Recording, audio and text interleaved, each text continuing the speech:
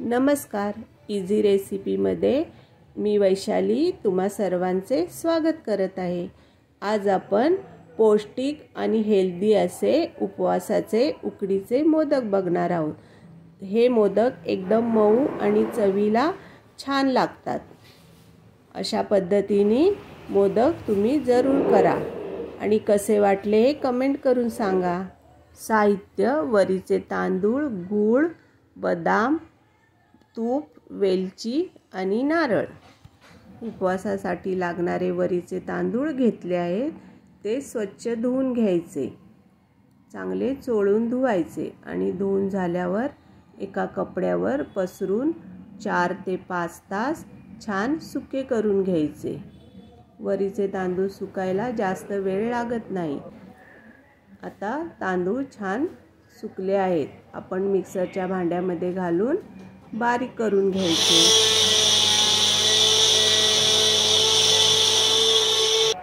आपण आता मोदकाचे सारण बनवून घेणार आहे। त्यासाठी नारळ फोडून घ्यायचा आणि विळीवर नारळ छान किसून घ्यायचा। विळीवर नारळ किसल्यामुळे छान पांढरा शुभ्र किसला जातो, त्याची पाट येत नाही। नारळ छान किसून झाला आहे। आता आपण गूळ पण चिरून घ्यायचा। गूळ छान किसून आणि साफ करून झाला आहे। आता मिक्सर मधले पीठ काढून घेऊन चाळून घ्यायचे आणि एका वाटीने मोजून घ्यायचे की ते पीठ किती आहे। त्यानुसार आपल्याला पाणी घ्यायला लागेल। 1 वाटी पीठ झाले आहे। आता आपण 2 वाटी पाणी एका टोपामध्ये गरम करून घेणार आहोत। टोपामध्ये 2 वाटी पाणी छान उकळवून घ्यायचे आहे। हे मोदक खूप हेल्दी असतात, त्यामुळे तुम्ही अशा पद्धतीने मोदक करा। टोपामध्ये 2 वाटी पाणी घालून झाले आहे आणि पाण्याला छान उकळी आली आहे। आता त्यामध्ये 1 चमचा तुपाने मोदक छान मऊ होतात आणि चवीपुरते मीठ घालून घ्यायचे। पाणी चांगले उकळले। आता त्यामध्ये वरीचे पीठ घालून घ्यायचे। गरम पाण्यात अलगद पीठ घालायचे आणि सर्व छान मिक्स करून घ्यायचे। पीठ छान मिक्स झाले आहे। त्यावर आता झाकण ठेवून छान पिठाला 5 मिनिटं वाफ येऊन द्यायची। पिठाला छान वाफ आली आहे। आता आपण खोबऱ्याचे सारण करून घेऊया आणि पीठ थोडा वेळ गार होईपर्यंत झाकून ठेवायचे। तव्यामध्ये थोडेसे तूप टाकून त्यामध्ये बदाम छान परतून घेतले आहे। आता खोबरे आणि गूळ घालून सर्व मिश्रण छान मिक्स करून घ्यायचे।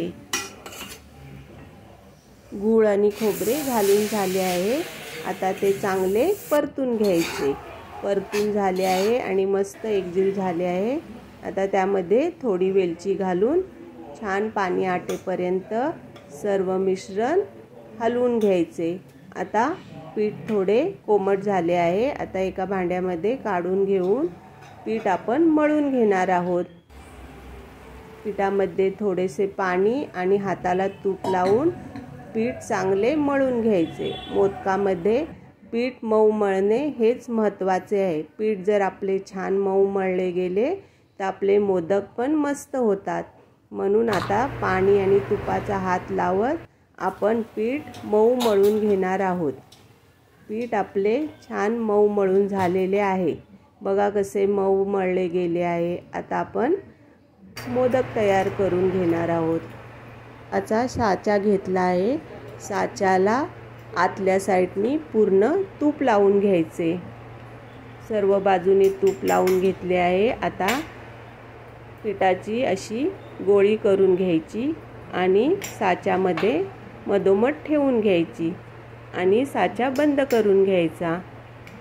साचा बंद करून झाला आहे। आता पीठ बोटाने पूर्ण आतून साच्याला पसरून घ्यायचे। पीठ हाताला चिटकत असेल तर थोडेसे तूप लावून घ्यायचे आणि पूर्ण पातळ असा आतल्या साईडनी पीठ पसरून घ्यायचे। पूर्ण असे छान पीठ पसरून झाले आहे। आता त्यामध्ये गूळ खोबऱ्याचे सारण भरून घ्यायचे। आतल्या भागात पूर्ण बसेल एवढे सारण भरून घ्यायचे। सारण भरून झाले आहे। आता उरलेले वरचे पीठ पूर्ण मोदकाला पॅक करून घ्यायचे। अजून थोडे लागले तर थोडेसे पीठ घेऊन मोदक छान पॅक करून घ्यायचा, म्हणजे आपले सारण बाहेर येत नाही। अशा पद्धतीने आपला मस्त असा मोदक तयार होईल। बघा किती छान मोदक तयार झाला आहे आणि तूप लावल्यामुळे तो साच्यातनं पण अलगद बाहेर निघाला आहे। अशाच पद्धतीने उरलेले सर्व मोदक तयार करून घ्यायचे। कोणाकडे साचा नसेल व कळ्यांचा मोदक बनवता येत नसेल त्यांसाठी खास अशा पद्धतीने मोदक बनवून घ्यायचा। आपल्याला जेवढी बनवता येईल एवढी पातळ पारी करून घ्यायची आणि त्यामध्ये गुळ खोबऱ्याचे सारण भरून घ्यायचे आणि मोदकाचा आकार देऊन पॅक करून घ्यायचा। अशा पद्धतीने मोदकाचा आकार पिठाला द्यायचा। प्लेन असा मोदकाचा आकार तयार झाला आहे। आता एका चमच्याला तूप लावून त्याने मोदकावर आपण कळ्या पाडून घ्यायच्या। अशा चमच्याने हलक्या हाताने पूर्ण मोदकभर आपण कळ्या पाडून घेणार आहोत, म्हणजे आपला मोदक एकदम छान दिसतो। अशा पद्धतीने पण तुम्ही मोदक बनवू शकता, ते पण खूप छान दिसतात। बघा कसा तयार होतोय आपला मोदक। सर्व बाजूनी मस्त अशा कळ्या पाडून घ्यायच्या। चमच्याला पीठ चिटकू नये म्हणून थोडेसे तूप लावून घ्यायचे। सर्व बाजूने आपल्या मस्त अशा कळ्या तयार झाल्या आहेत। बघा किती छान दिसतोय।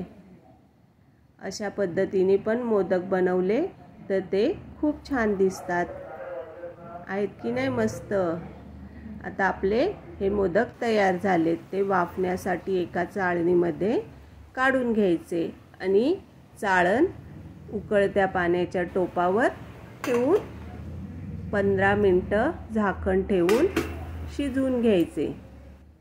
15 मिनिटांनी तयार झाले आहेत आपले टेस्टी असे उकडीचे मोदक। कोणाकोणाला आवडतात ते कमेंट करून सांगा। हां, आणि चॅनलला सबस्क्राईब करायला विसरू नका। कसे वाटले हे टेस्टी हेल्दी उपवासाचे मोदक? आवडले ना? आवडतीलच तर करा, खावा आणि लाईक शेअर करा। पुन्हा भेटूया अशीच एक नवीन रेसिपी घेऊन। धन्यवाद। गणपती बाप्पा मोरया।